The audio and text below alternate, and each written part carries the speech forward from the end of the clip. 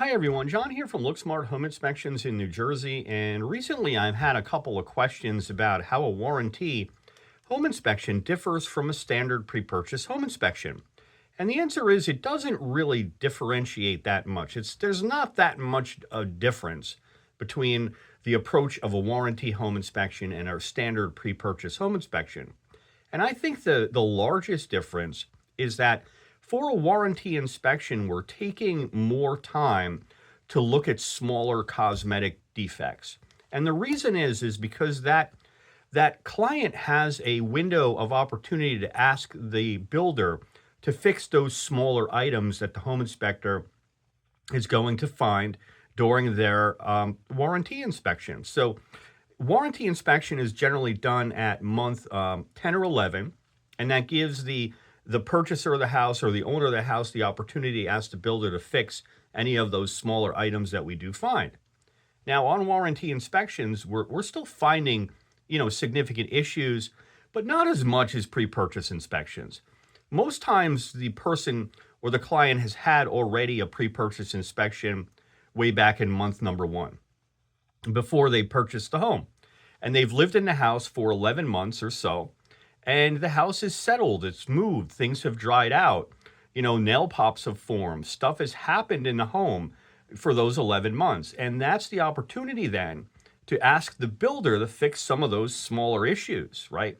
So it's important for home inspectors to bring to light even these smaller problems because the client or the owner of the house has the opportunity to have the builder fix these small things. I mean, we don't want to harp on these little tiny things in a home, but that's why the client is really hiring us in that point.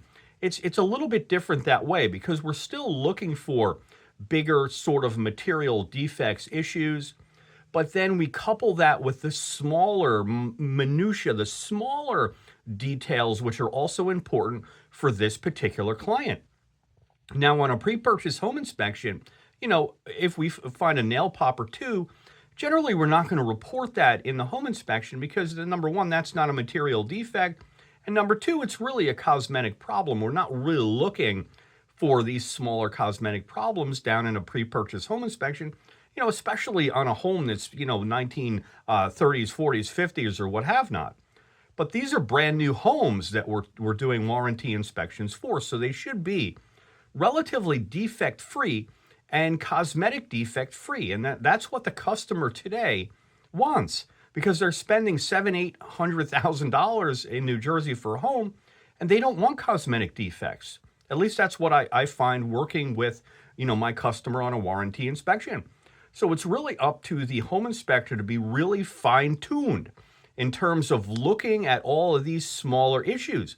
And you have to stay focused and you have to understand that that's what the customer is looking for, even though we generally don't report on all these cosmetic issues during a standard pre-purchase home inspection. So that's primarily the difference between doing a warranty home inspection at, say, month 10 or 11 and doing a pre-purchase home inspection for a client. So don't forget about doing those warranty inspections. If you're in a new home, month number 10 or 11, consider doing your warranty inspection. It's money well spent because likely the home inspector is going to have a eagle eye sort of look on that home and be able to find things that you're not aware of in the house. And at that point, then you can bring that to the builder and hopefully seek some remedy because you're spending an awful lot of money on a newer home in New Jersey these days. The next thing I want to talk to you guys about this morning is mold. And mold is obviously a hot button today. It's a big deal in homes.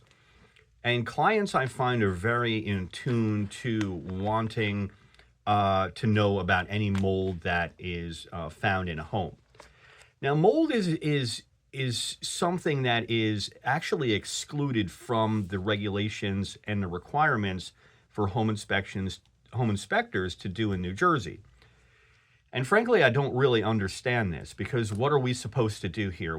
I'm supposed to go into a home, I find mold in a basement or potential mold in a basement, potential mold in an attic, and I'm supposed to say, well, it's not my job. I'm not required to tell you about that. I mean, are you kidding? What is that? Me personally, I believe that mold is part of a home inspection, and it's an important part of a home inspection because a client does not want to move into a house with mold and visible mold.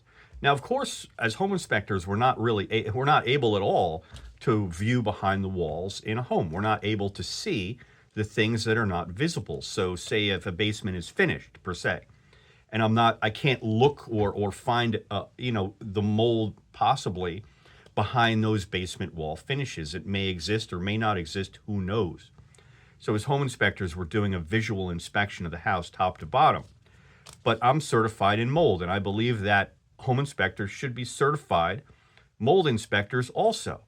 Because what a client is under the impression that we're looking for mold in homes, right? They're not wanting to hear, oh, the mold, yeah, nah, that's not my job. I mean, what is that? I don't believe in that. I look for mold. I try to do my best to bring to light all of the issues, including mold, and including the things that are actually excluded in New Jersey from home inspections. Another one of those is asbestos, but we're focusing on mold right now. So it's important to get somebody who hires somebody who is certified in mold, who understands mold, who is a seasoned mold inspector, and also is capable of testing the mold.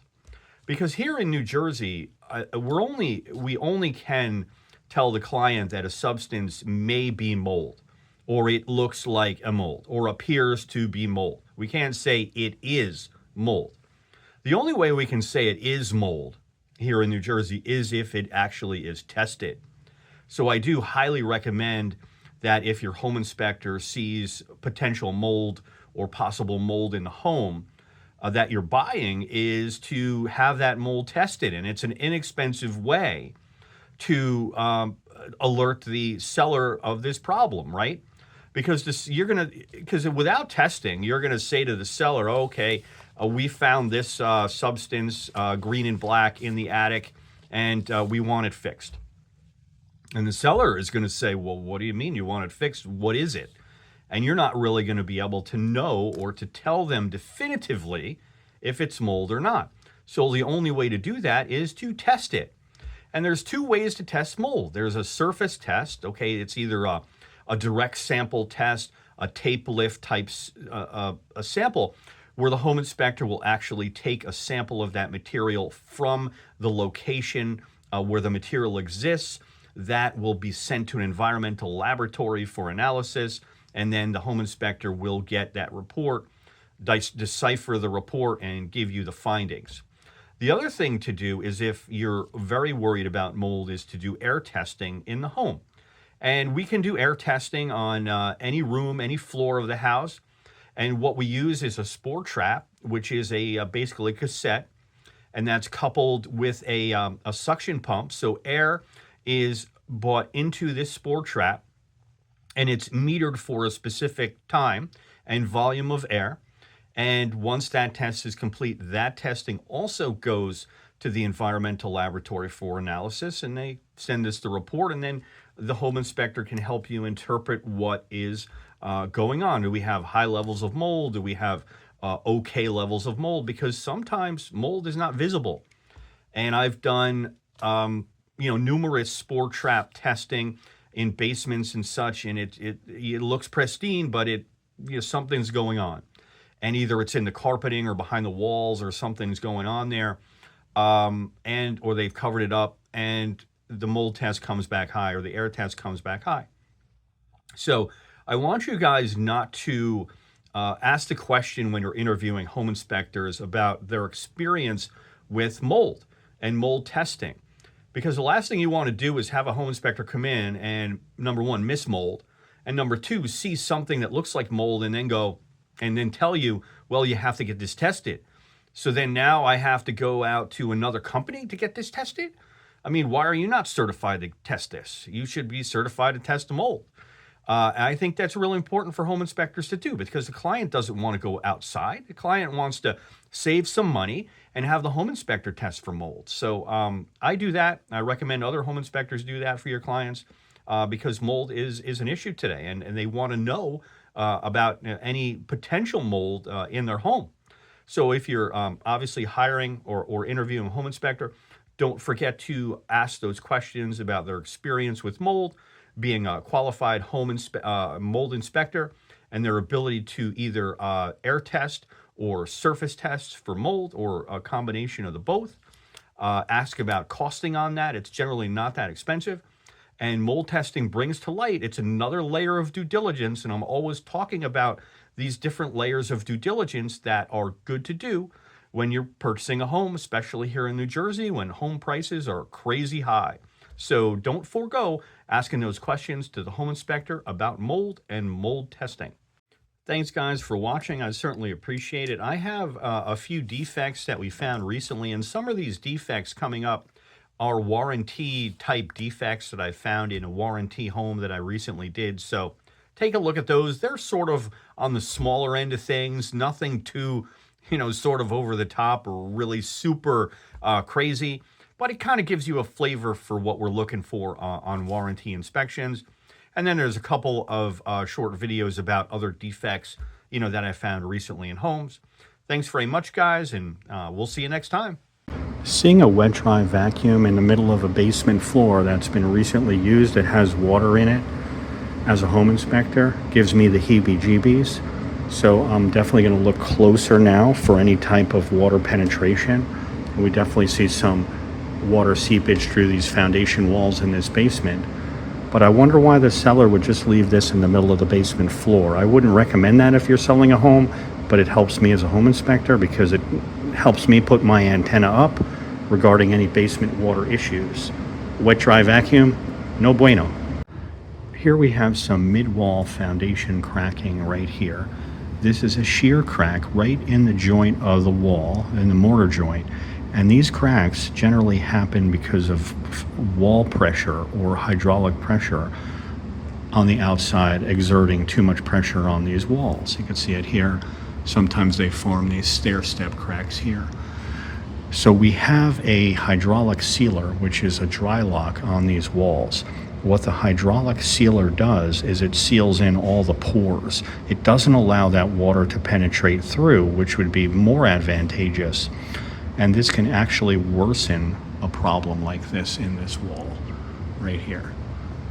So see all this dry lock sealer that we have here, that can actually cause more issues than it solves. When you guys are buying a house and you see that all of the joists, ceiling, subfloor, everything is painted white, that's typically caused by a mold problem. And this is most likely a mold remediation. This is probably a mold inhibitor and sealer that they put on this unfinished basement here. I'm trying to talk softly. All of this white here generally means a mold remediation, so be on the lookout for this if you are thinking about buying a home and you have an unfinished basement and somebody took the time to do all this white paint. That is out of place and generally means a mold remediation has been performed here.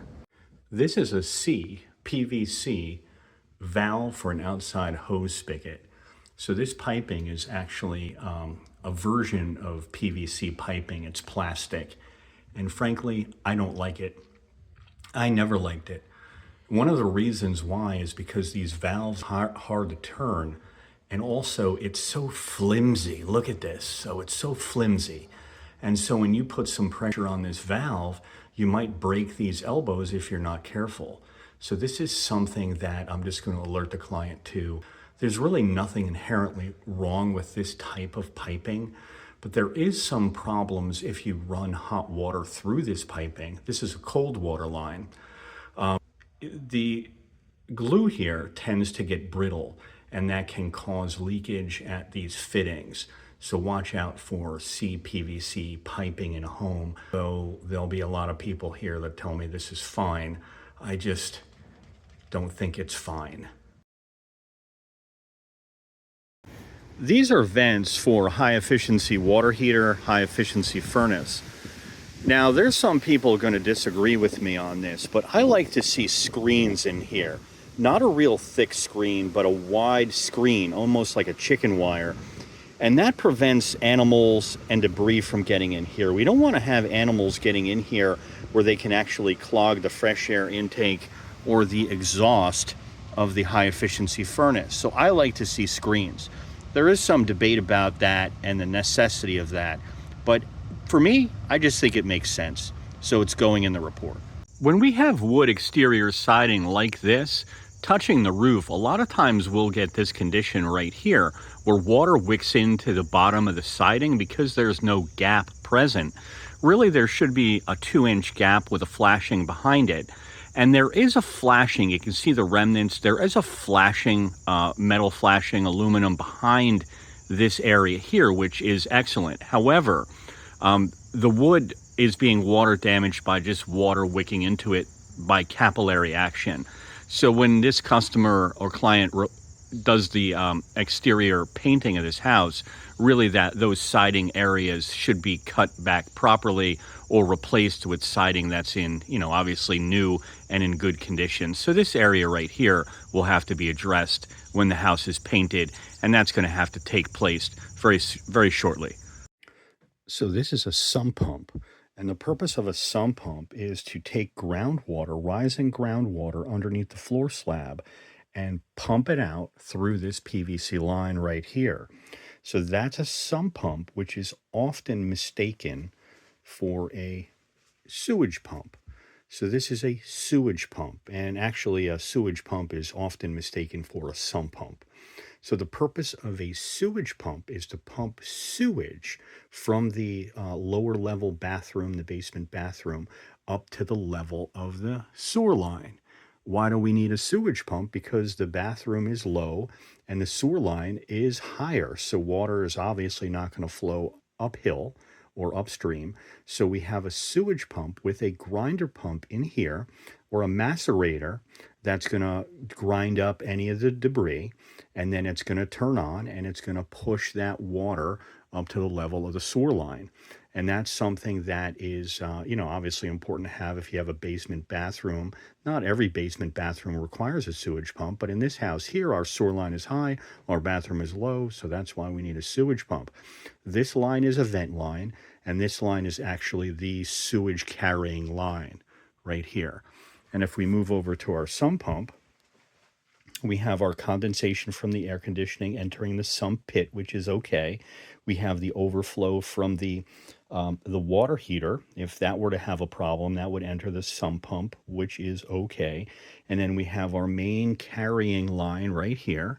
That's our sump pump discharge line. And on that line, we have a check valve.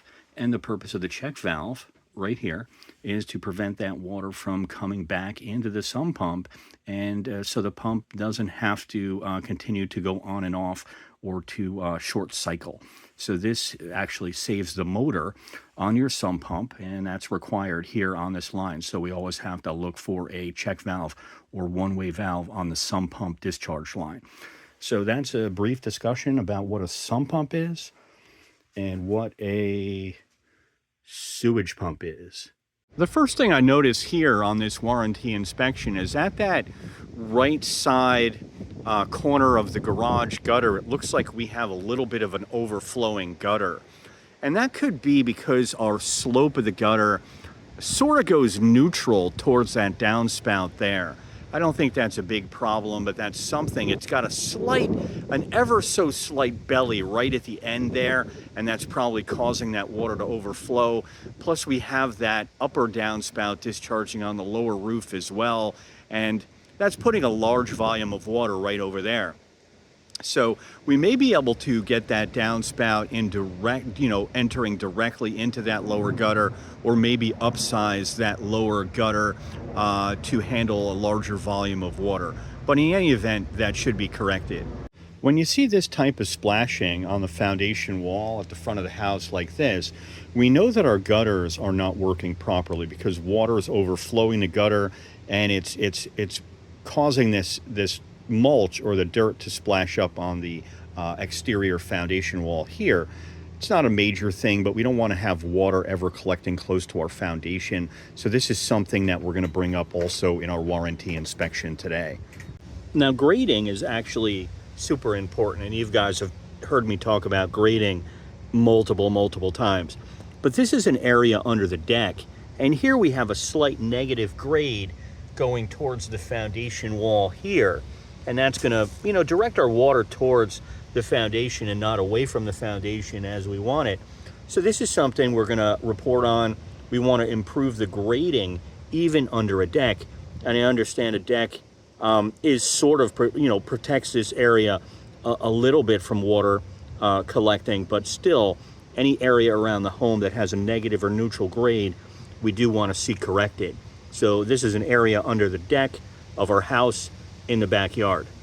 It's really important to keep a basement window well cover like this in place, especially if we have a casement window down in this egress. So what that casement window is not watertight. So if we were to get water collecting inside this well, that casement window is going to leak like a sieve, and it's going to be a major problem. So we must keep this cover on this window well, which is here, and I'm happy about that. But just a good idea to alert the customer about the importance of keeping this window well intact. If it's damaged, it should be replaced. This one is actually, it's just dirty, but it's in good condition. So it's real important that this stay in place to prevent water from collecting in this vulnerable area.